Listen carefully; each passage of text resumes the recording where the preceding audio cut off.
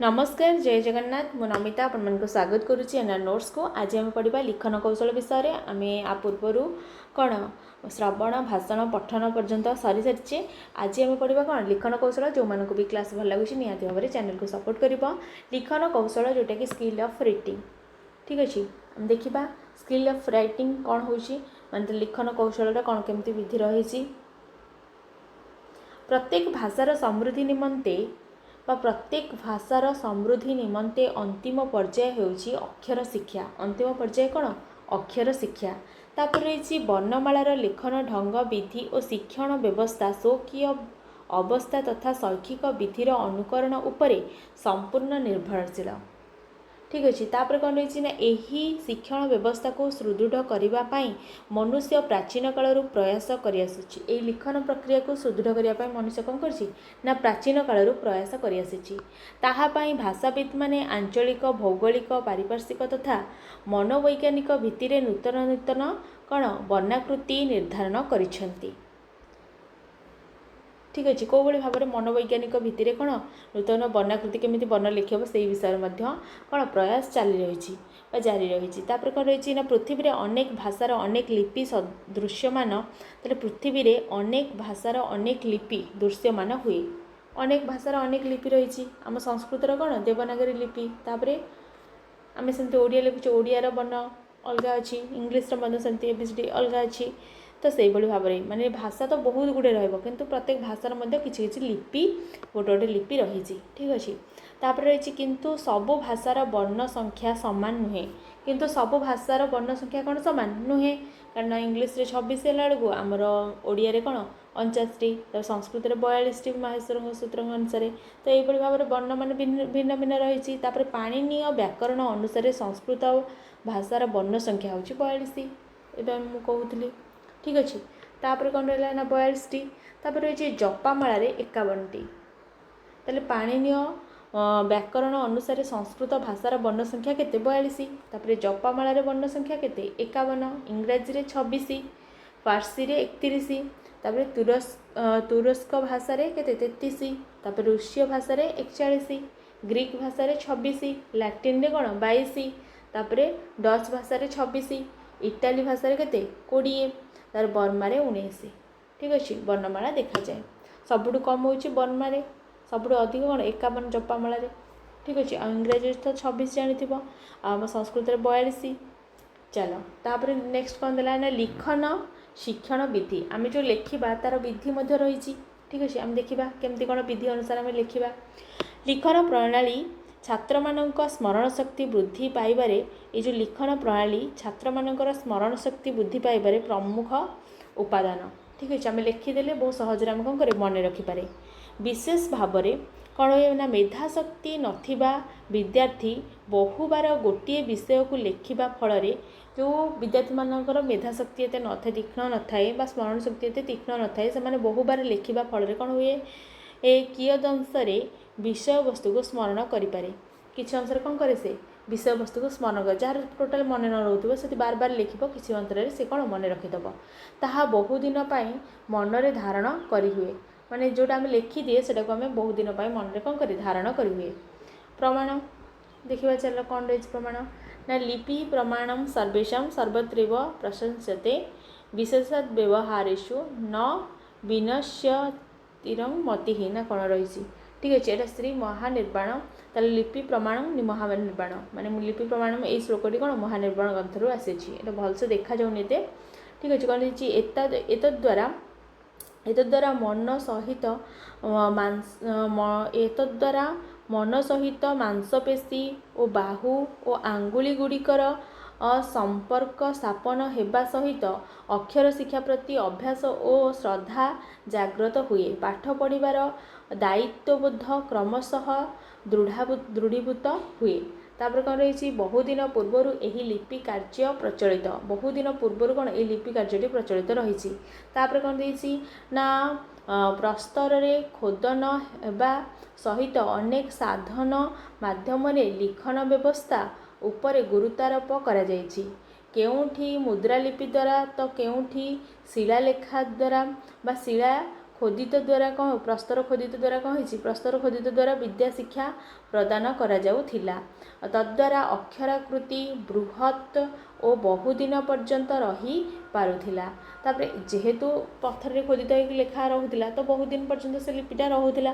ତ କେଉଁଠି ଆଗ କାଳରେ କେମିତି ଥିଲା ଲିପିର ବ୍ୟବସ୍ଥା ସେଇ କଥା ସେ କହୁଛି। ତାପରେ ଲେଖନ ମାଧ୍ୟମରେ ବର୍ତ୍ତମାନ ଉକ୍ତ କାର୍ଯ୍ୟ ସମ୍ପାଦନ କରାଯାଉଛି। ତାପରେ ସେଇ ବିଧି ମାଧ୍ୟମରେ କ'ଣ ଆଗକାଳରେ ଏମିତି ପଥରରେ ଖୋଦିତ କୌଣସି ପାତ୍ର ମାଧ୍ୟମରେ ଲେଖା ହେଇକି ରହୁଥିଲା, ବହୁ କାଳ ପର୍ଯ୍ୟନ୍ତ ସେଟା ରହୁଥିଲା। ତ ସେଇଭଳି ଭାବରେ ଆଜି ମଧ୍ୟ କ'ଣ ହେଇଛି, ଲେଖନ ମାଧ୍ୟମରେ ହିଁ ବର୍ତ୍ତମାନର ଉକ୍ତ କାର୍ଯ୍ୟ ସମ୍ପାଦନ କରାଯାଉଛି। ତାପରେ କ'ଣ ଦେଲା ନା ଲେଖନା ଲିଖିତମ୍ ବିପ୍ରେମ୍ ମୁଦ୍ରାଭି ଅଙ୍କିତମ୍ ୟତ୍ ଶିଳ୍ପାଦି ନିର୍ମିତମ୍ ୟଞ୍ଚ ପାଠ୍ୟଂ ଧାର୍ଯ୍ୟଞ୍ଚ ସର୍ବଦା। ଏଇଟା ହେଉଛି ମୁଣ୍ଡମାଳା ତନ୍ତ୍ରରୁ ଆସିଛି, ଲେଖନା ଲିଖିତ ବିପ୍ରେମ୍। ଠିକ୍ ଅଛି। କିନ୍ତୁ ପ୍ରାଚୀନ କାଳରେ 5 ପ୍ରକାରର ମାଧ୍ୟମରେ ଲେଖନ କାର୍ଯ୍ୟ ସମ୍ପାଦନ ହେଉଥିବା ପ୍ରମାଣ ରହିଛି। କିନ୍ତୁ ପ୍ରାଚୀନ କାଳରେ କ'ଣ ନା 5 ପ୍ରକାରର କ'ଣ ମାନେ କିନ୍ତୁ ପ୍ରାଚୀନ କାଳରେ 5 ପ୍ରକାରର ମାଧ୍ୟମରେ କ'ଣ ଲେଖନ କାର୍ଯ୍ୟ ସମ୍ପାଦନ ହେଉଥିଲା ବୋଲି ପ୍ରମାଣ ରହିଛି। ଯଥା ମୁଦ୍ରା ଲିପିରେ, ତାପରେ ଶିଳ୍ପଲିପିରେ, ତାପରେ ସାର୍ବଜନୀନ ଲିପି, ତାପରେ କଲମ ଲିପି, ତାପରେ ମୁରୁଜ ଲିପି। ଏଇ ଲିପି ମାଧ୍ୟମରେ କ'ଣ ହେଉଥିଲା ନା ପୂର୍ବ କାଳରେ ସବୁ ପ୍ରକାର ମାନେ ଲେଖନ କାର୍ଯ୍ୟ ସମ୍ପାଦିତ ହେଉଥିଲା। ତାର ମୁଦ୍ରା ଲିପି, ଶିଳ୍ପଲିପି, ଲିପି ଲେଖନ ସମ୍ଭବା, ଗୁଣ୍ଡିକା ଗୁଣସମ୍ଭୂତା ଲିପୟ ପଞ୍ଚଧା ସ୍ମୃତା, ଏତଦ୍ଭି ଲିପିଭି ବ୍ୟାପ୍ତା ଧରିତ୍ରୀ ସୁଭଦା ହରା। ତାପରେ ଏଇଟା କେଉଁଠୁ ଆସିଛି ନା ବରାହ ତନ୍ତ୍ରରୁ ଆସିଛି। ଠିକ୍ ଅଛି। ମୁଦ୍ରା ଲିପି, ଶିଳ୍ପଲିପି, ଲିପି ଲେଖନ ସମ୍ଭବା ଏଇଟା କେଉଁଠୁ ଆସିଛି ନା ବରାହ ତନ୍ତ୍ରରୁ।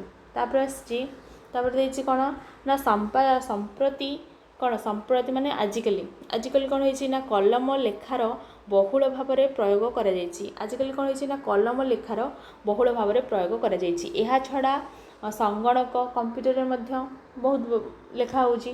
ତ ତାପରେ କମ୍ପ୍ୟୁଟର ମାଧ୍ୟମରେ ଲେଖନ କାର୍ଯ୍ୟ ବହୁ କାର୍ଯ୍ୟାଳୟରେ ତଥା ଘରୋଇ ହିସାବରେ ସମ୍ପାଦିତ ହେଉଥିବାରୁ ପତ୍ର ଲିଖିତ ବର୍ଣ୍ଣମାଳା ଅତ୍ୟନ୍ତ ସୁନ୍ଦର ଓ ମର୍ମସ୍ପର୍ଶୀ ହୋଇଛି। ତାହେଲେ ଅତ୍ୟନ୍ତ ସୁନ୍ଦର ଆଉ ମର୍ମସ୍ପର୍ଶୀ କେଉଁ ଲେଖା ନା ସଂଗଣକ। ଠିକ୍ ଅଛି। ତାହେଲେ ସମ୍ପ୍ରତି କଲମ ଲେଖାର ବହୁଳ ଭାବରେ ପ୍ରୟୋଗ କରାଯାଉଛି। ଏହା ଛଡ଼ା ସଂଗଣକ ବା କମ୍ପ୍ୟୁଟର ମାଧ୍ୟମରେ ଲେଖନ କାର୍ଯ୍ୟ ବହୁ କାର୍ଯ୍ୟାଳୟରେ ତଥା ଘରୋଇ ହିସାବରେ ସମ୍ପାଦିତ ହେଉଥିବାରୁ ପତ୍ର ଲିଖିତ ବର୍ଣ୍ଣମାଳା ଅତ୍ୟନ୍ତ ସୁନ୍ଦର ଓ ମର୍ମସ୍ପର୍ଶୀ ହେଉଛି। ତାପରେ କ'ଣ ଦେଇଛି ନା ଲେଖନ ଶିକ୍ଷଣ ପ୍ରକାର।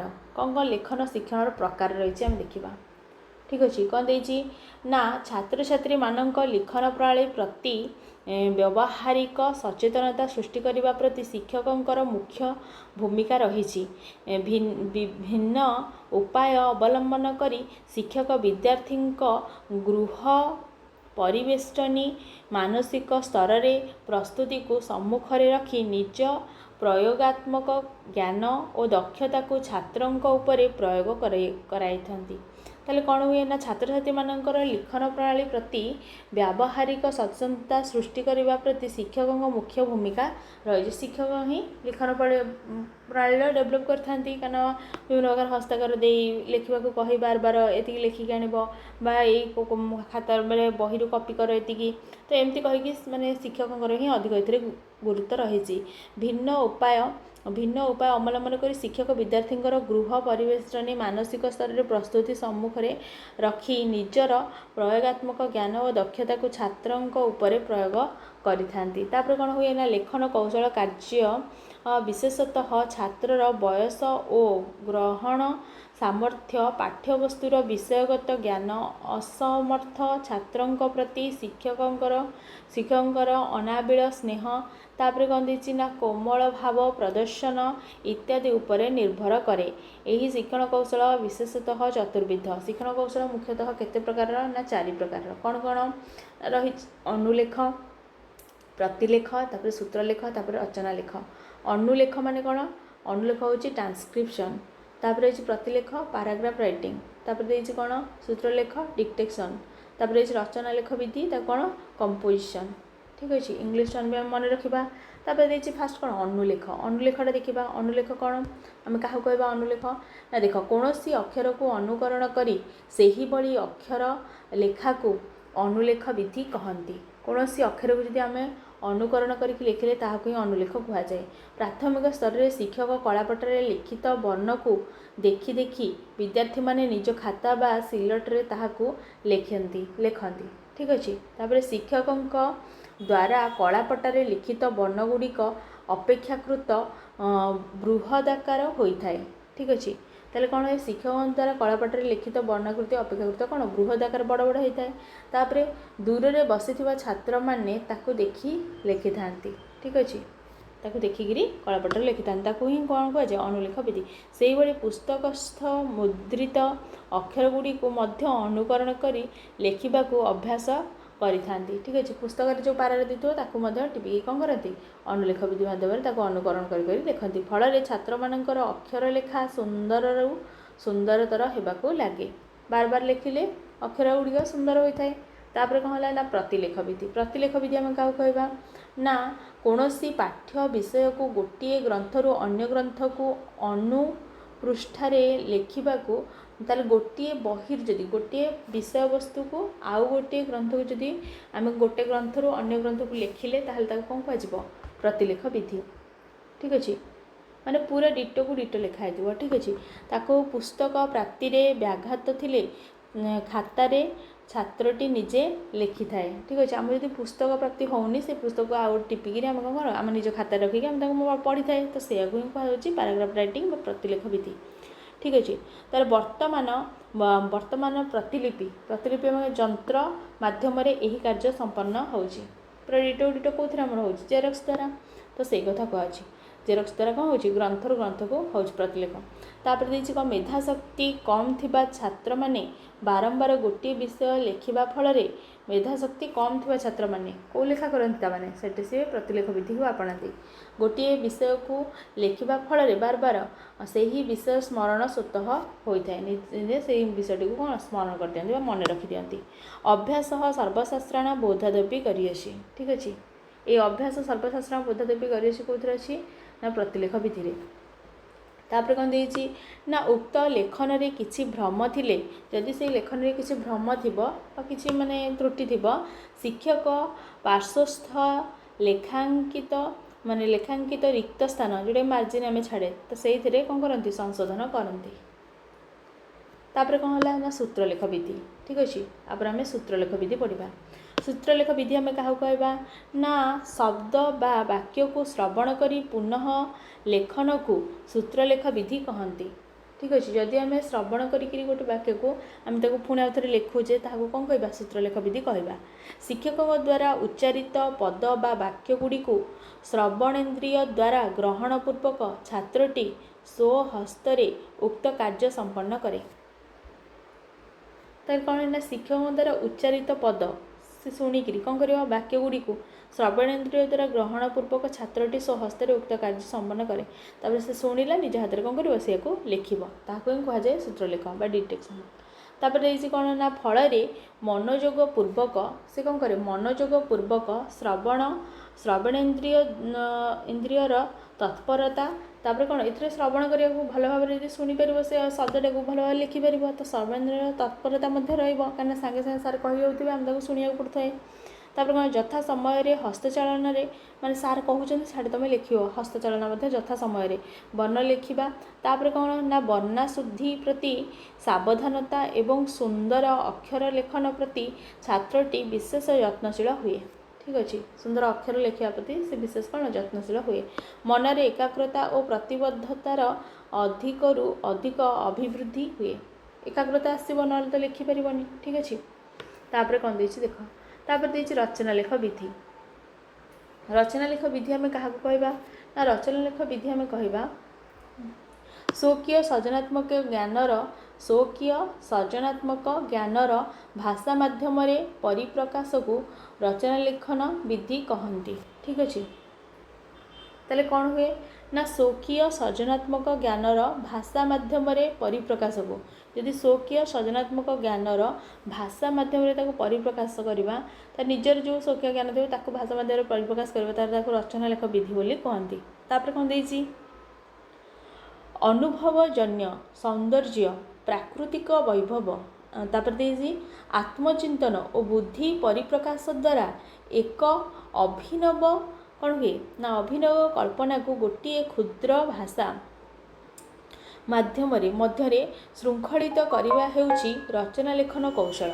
ठीक अच्छे रचना लेखन कौशल आम क्या कहवा ना कहवा आम अनुभवजन्य आम जहाँ अनुभव करुचे अनुभवजन्य सौंदर्य प्राकृतिक वैभव तापर आत्मचिंतन बुद्धि और परिप्रकाश द्वारा एक अभिनव कल्पना को गोटे क्षुद्र भाषा माध्यम श्रृंखलित करवा हेउछि रचना लेखन विधि बा कौशल।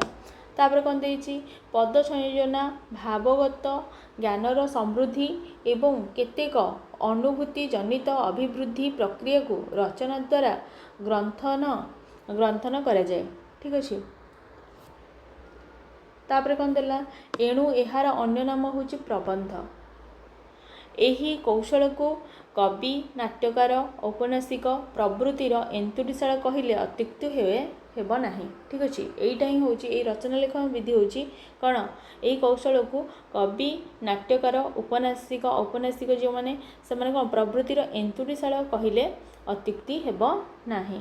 तापर कौन देछि कवि और साहित्यिक मानक मौलिक चिंता शक्ति जातीय संहति तथा सिद्धांत को एक नव ढंगरे रूपांतरित बा रूपायित करबा पई एहा एक अभिनव मुक्त मंच किए ये रचना लेखन विधि। तापर लेखन प्रणाली दृष्टि दुई प्रकार रचना देखा जाए। रचना केते प्रकार ना दुई प्रकार रचना देखा जाए। गोटे हूँ मौखिक रचना आ गोटे हूँ कौन लिखित रचना। ठीक अच्छे मौखिक रचना ओराल एसे लिखित रचना माने कौन रिटिन एसे मुक्त कथन बा फ्री कन्वर्सेशन कौतूहल कथन जोटा कि क्यूरियस कन्वर्सेशन। तापर कौन देछि व्यंग्यात्मक कथन जोटा कि इमोशनल कन्वर्सेशन द्वारा मौखिक रचना परिपृष्ठ हुए। तापर कौन देला ना सही परी वर्णना जोटा नारेशन तापर वाक्य संप्रसारण जोटा कि सेंटेंस एक्सपेंशन तापर कौन देछि संलाप जोटा कि रही कौन डायलॉग तापर गल्प कथन जोटा कि रही स्टोरी टेलिंग प्रवृत्ति द्वारा लिखित रचना अभिवृद्धि संगठित हुए। तापर कौन देला तापर देछि एही परी श्रवण कथन पठन लिखन माध्यम विद्या शिक्षा पाई प्रमुख मार्ग निरूपण करा जायछि। ठीक अच्छे तापर वर्तमान भारत वर्ष रे एतादृश शिक्षण प्रणाली द्वारा निरक्षर शतांश ह्रास पाइबा सहित साक्षरता हार वृद्धि पाउछि। एहा देशर उन्नति पथरे सबुबेले सहायक हेउछि। शिक्षार अभिवृद्धि हेले नागरिक माने सचेतन हुअन्ति एवं निज परिवारर आय वृद्धि निमंते स्वावलंबी हुअन्ति। एणु नैतिक और मानसिक चिंताधारार गुणात्मक अभिवृद्धि घटिबा दिगरे शिक्षा और शिक्षणर अवदान अतुलनीय। ठीक अच्छे ये आम जस्ट बहीटा को रिडिंग मारले फास्ट यूनिट आमर सरीगला। एबे आम आ फरे कौन करबा ना टोटाली बहीटा को गोटे माने फास्ट यूनिट जेतिक रही वो फास्ट गोटे रिडिंग मारबी तापर पूरा मोर फास्ट यूनिट नोटा जोटा कंप्लीट होती ताको मु शेयर करी रिडिंग मारबी। ठीक अच्छे आमको मन रखिबार अच्छी आम बहीटा को ओभरअल मुझे पढ़ेली समस्त प्रायतः बुझीपार मैं जस्ट कोर्स कंप्लीट होगा माने बही गुड़िकर पीडीएफटा ये भितर थाउ बोली मुझे जस्ट करी टोटाली गोटे माराथन वीडियो पूरा एमुट सेमुट पूरा स्पष्ट भाव गोटे सुंदर भाव गोटे रिडिंग मारिबा तापर कौन आम नोटा को बुझी बुझी बुझी बुझी गोटे माराथन क्लास करवा। ठीक अच्छे दुईटा क्लास हम आम फास्ट यूनिट सरीज नोट भी सेयार हो माने आमर मुख्य जोटा बहीटा से सेयार हो। ठीक अच्छे रोचे जो मानक भी क्लास भल लगे निहत चैनल को सपोर्ट करवा आगू और रोचे बहुत बहुत धन्यवाद।